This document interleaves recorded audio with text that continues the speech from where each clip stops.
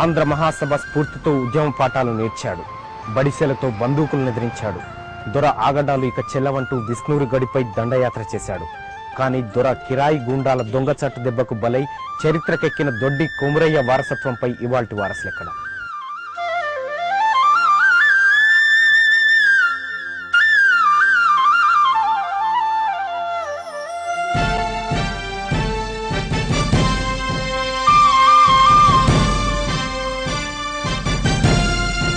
అది 1930వ సంవత్సరం.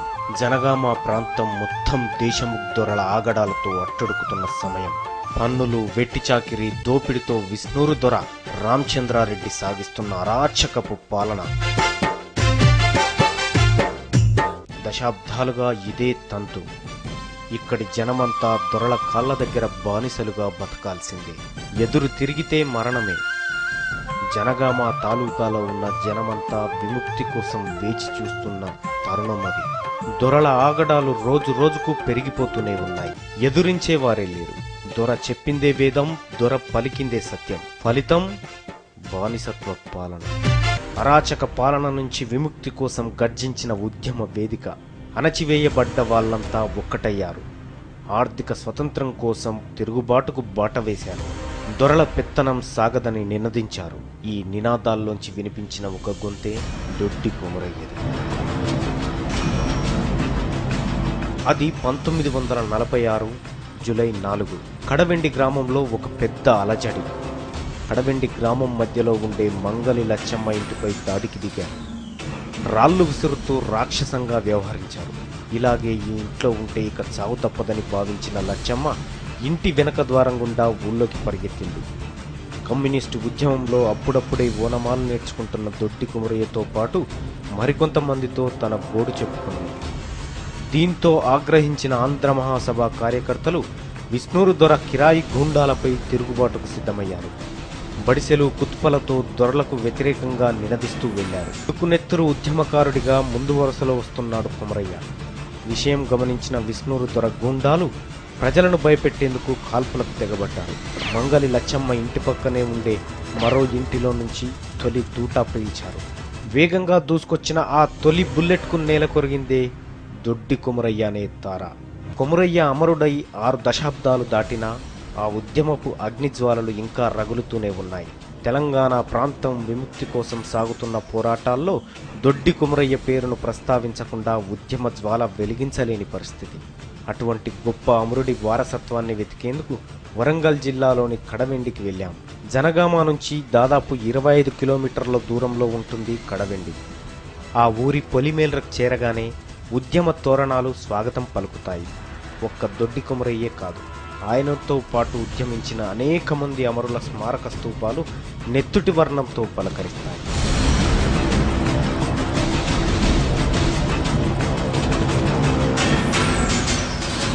అక్కడి నుంచి కడవెండి గ్రామం మధ్యలోకి చేరుకున్నాం. సరిగ్గా ఆ సమయంలోనే ఓ చేనేత కార్మికుడు మాకు ఎదురుపడ్డాడు. దొడ్డి కొమురయ్య స్మారక స్తూపం ముందు కూర్చొని ఉన్నాడు. నీ పేరేంటి తాత అని పలకరిస్తే లక్ష్మీనారాయణ అని బదులిస్తూ ఆనాడు దొడ్డి కొమురయ్యపై జరిగిన దాష్టికాన్ని కళ్ళకు కట్టినట్టు వినిపించాడు. కొమురయ్య సాగించిన ఉద్యమం, ఆయనను కాల్చి చంపిన చోటు, దేశ్ముఖ్ దొర గూండాల అరాచకాలను ఇలా ఏకరూపెట్టాడు. తాత నమస్తే. దొడ్డి కొమురయ్యని అసలు ఎవరు చంపారు తాత? దొడ్డి కొమురయ్య జరిగిపోయే రోజు ఇక్కడ ఈ దొరవారి ఈ ఉండబడే గుండాలు వాళ్ళ బాడీ గార్డ్స్ అంతా అప్పుడు ఆ దొరసాని ఎందుకు పిలిపించుకున్నది ఎవరికి తెలియదు. అక్కడికే ఇక్కడ ఉద్యమం అనేది కమ్యూనిస్టు నాయకత్వంతో నడుస్తూనే. అయితే ఆ రోజు వాళ్ళంతా ఈ ఎదుటింట్లో ఇక్కడ వాళ్ళు మంచో షెడ్డో తాగడం చేయడం వాళ్ళు అక్కడ సమావేశం అయింది. అయితే పక్క ఇంటి ఈ మంగళలింగయ్య అప్పటికే ఒక లీడర్గా పనిచేస్తుండు. అయితే ఈ లింగే కమ్యూనిస్ట్ కాబట్టి అయితే ఆయనని ఇంటి మీద రాలేయడం, వాళ్ళ తల్లిని తిట్టడం అటువంటివి జరిగినాయి అన్నట్టు. ఈ దొరవారి ఉండబడే గుండా ఇది చేస్తే అప్పుడు ఆ లింగే లేడు కానీ వాళ్ళ తల్లి ఉన్నది. అయితే ఆమె ఉంటారు కదా ఇంకా చిన్న చిన్న కమ్యూనిస్టు పేరుతో ఉన్నటువంటి వాళ్ళు వాళ్ళందరినీ ఆమె గ్యాదర్ చేసుకున్నది. నా ఇంటి మీద ఇట్లా రాళ్ళు వేస్తాండ్రు, నా ఇల్లును కూల కొడతట్టు అది చేస్తట్టు. అయితే అప్పుడు వాళ్ళంతా గుమిగూడి ఇక్కడికి వచ్చిండ్రు. వచ్చినప్పుడు అయితే ఈ జనానికి మనం తట్టుకుంటామా, వాళ్ళు ఉండేదేమో ఒక 5-6 మందే గుండాలు, ఈ ఊరంతా వీళ్ళు గ్యాదర్ అయ్యి వచ్చింది. అప్పుడు తట్టుకోలేమా, మనం ఎట్లా బయటపడాలి అనే ఆలోచనతోటి వాళ్ళు తుపాకీతోటి కాల్చిండు, బాంబు బదిలేదు. అయితే ఈ దొడ్డి కొమరయ్య అన్న వాళ్ళందరూ ఇంకా మిగతా కామ్రేడ్స్ మొత్తం వచ్చింది అనుకోండి అక్కడికి. అందులో ఈ కొమరయ్యకు తలిగింది, వాళ్ళ అన్నకేమో కాళ్ళకి వెళ్ళిపోయింది, ఆయనకేమో తలిగింది. ఇద్దరు ఒకే దగ్గర ఉన్నారు. దొడ్డి కొమరయ్య చనిపోయిన ప్లేస్ ఎక్కడ ఉంది? ఇక్కడనే జరిగింది, ఇదే బొడ్రా, ఇదే స్థలంలో. ఎక్కడన్నా కాదు, కాల్చిందేమో ఆ ఇంట్లోకి వెళ్ళా, జరిగిందేమో ఈ ఆటో అవతల. కొమరయ్య చనిపోయేటప్పటికి నువ్వు ఏ వయసులో ఉన్నావు తాత? నేను 5 ఏళ్ళు ఉండొచ్చు, 47 అంటే ఇప్పుడు 71 ఉన్నా. అయితే మా నాయన మా పేనాయనలు వాళ్ళు చెప్పంగా విన్నాయి. ఇది నాకు అంతవరకు ఏం లేదు, చూసినోడే అంతే. కానీ ఇది ఎట్లా అనేది, ఎందుకు జరిగింది అనేది నాకు జ్ఞానం వచ్చినాక వాళ్ళు చెప్తా అంటే విన్నాయి. అప్పట్లో ఎలాంటి వాతావరణం ఉండే తాత ఈ ఊర్లో? ఎందుకొరకు ఇట్లా జరిగింది, ఈ ఊర్లో ఎందుకు ఉద్యమం పుట్టింది అంటే ఈ దొరవారి ఎట్టి షాకిరికి వ్యతిరేకంగా ఇక్కడ ఉద్యమం స్టార్ట్ అయింది. ఎందుకయింది అని అంటే వాళ్ళకు రోజు మాది కూడా ఇట్టి వచ్చుడు, సాకలోళ్ళు మంగళోళ్ళు వచ్చి పనిచేసుడు అటువంటివన్నీ ఉన్నాయి. కాబట్టి అప్పుడు అరే ఇవి ఎట్లా పోవాలి, మనం ఈ దొరసాంతో ఎంతకాలం ఇట్లా పెద్దాం అనేది ఆంధ్ర మహాసభ వచ్చినాకనే ఇక్కడ స్టార్టింగ్. కమ్యూనిస్ట్ అది వరకు లేదు. ఆంధ్ర మహాసభకు పోయి 1-2 పోయి దాన్ని ఇక్కడ స్థాపన చేసింది.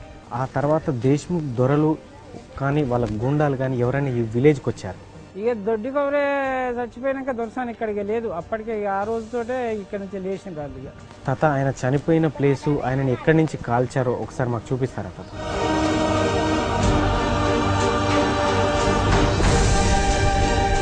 దొడ్డి కొమరయ్య ఎక్కడ చచ్చిపోయింది? ఇప్పుడు ఇక్కడ ఈ వీధి గుంట జనం వచ్చింది. ఈ వీధి గుంట జనం వచ్చి ఇక్కడ జే కొడుతున్న సందర్భంలో ఈ గుంపును చెదరగొట్టాలి. వాళ్ళు గుంపును చెదరగొట్టాలంటే వాళ్ళకు ఒక కిటికీ ఉండే ఆ ఇల్లుకు, ఆ ఇంట్లో ఆ కిటికీల నుంచి వెళ్ళి తుపాకీ కాల్సింది. గుంపులకు కాల్స్తే దొడ్డి కొమరయ్యకు పడ్డది. ముందటున్న వ్యక్తి దొడ్డి కొమరయ్య. ముందటున్న వ్యక్తి దొడ్డి కొమరయ్య. ముందటున్నాడా పక్కకున్నాడా ఎటున్నాడా వాళ్ళ కాల్పు అక్కడి కొరకు అందింది. ఆయన వరకే అంతమైంది. ఆయన ఒక్కనే చంపిరు ఆ రోజు? ఆయన ఒక్కనే చంపే. ఆయన ఒక్కటి దాచి అడ్డం పడంగానే వీళ్ళంతా వెళ్ళిపోతాను ఈ సంతలో ఎత్తుకొని. ఇక ఎత్తుకొని పోయినాక ఇక్కడ ఎవడు ఉండే వాడు కాలువ, వీళ్ళంతా పరారు అవుతాను వాడు కాలుస్తాడని. అప్పటి వరకు వీళ్ళ దగ్గర ఏమి లేవు కదా ఆచారాలు. ఏదైతే 1946 జూలై 4వ తేదీన దేశ్ముఖ్ గుండాల చేత కాల్చివేయబడ్డ దొడ్డి కొమరయ్య ఆ చనిపోయే నాటికి ఇక్కడ కనిపిస్తున్న లక్ష్మీనరసింహ అనే పెద్ద ఆయన దాదాపు 5 నుంచి 6 సంవత్సరాల పిల్లవాడుగా ఉన్నాడు. దొడ్డి కొమరయ్యని చంపేసిన చోటు ఇది ప్రస్తుతం కడవెండి గ్రామం నడిబొడ్డులో ఉన్నటువంటి ఏరియా ఇది. ఇక్కడే గ్రామానికి సంబంధించిన బొడ్రాయి కూడా ఉంటుంది. ఈ ప్లేస్లోనే దొడ్డి కొమరయ్య అమరుడు అయ్యాడని చెప్పి ఇక్కడ గ్రామస్తులు చెప్తున్నారు. అక్కడ పక్కన కనిపిస్తున్నటువంటి ఒక దొర ఇంట్లోంచి కాల్పులు జరపడంతో ఇక్కడ దొడ్డి కొమరయ్య ఇక్కడ అమరుడయ్యాడు. అప్పుడు ఇక్కడ చిన్న గల్లీ ఉండేదంట. ఈ గల్లీలోంచి మిగతా కొమరయ్యను కాల్చి వేసిన తర్వాత మిగతా ఎత్తుకొని ఈ గ్రామస్తులు ఆయన తీసుకొని ఈ గల్లీ వెంబడి వెళ్ళిపోయారని చెప్పి చెప్తున్నారు. ఆ తర్వాత కూడా దొడ్డి కొమరయ్యకు సంబంధించి ఉద్యమ స్ఫూర్తి ఈ గ్రామంలో కొనసాగింది. మిగతా గ్రామస్తులు కూడా దొడ్డి కొమరయ్యని ఆదర్శంగా తీసుకొని దేశ్ముఖ్లకి, రజాకార్లకి, నైజాంకి వ్యతిరేకంగా పోరాటం చేశారు. ఆ ఉద్యమ స్ఫూర్తి కడవెండి గ్రామంలో స్పష్టంగా కనిపిస్తుంది. అయితే దొడ్డి కొమరయ్య ఏదైతే తెలంగాణ స్వతంత్ర విముక్తి కోసం తెలంగాణ విముక్తి కోసం పోరాటం చేసినటువంటి దొడ్డి కొమరయ్య తొలి అమరుడు. ఏదైతే రజాకార్లకు, నైజాంలకు, దేశముఖులకు, దొరలకు వ్యతిరేకంగా పోరాటం చేసినటువంటి దొడ్డి కొమరయ్య తెలంగాణ తొలి అమరవీరుడుగా చెప్పబడుతుంటాడు. అయితే అలాంటి గొప్ప వ్యక్తికి సంబంధించిన వారసులు ఇప్పుడు ఎక్కడున్నారు, వాళ్ళ మనవడు ఏం చేస్తున్నాడు, వాళ్ళంతా ఎక్కడెక్కడ ఉన్నారు, ఇప్పుడు ఆయన ఎక్కడ పుట్టాడు, ఎక్కడ పెరిగాడు అనే విశేషాలు తెలుసుకునే ప్రయత్నం చేద్దాం రండి.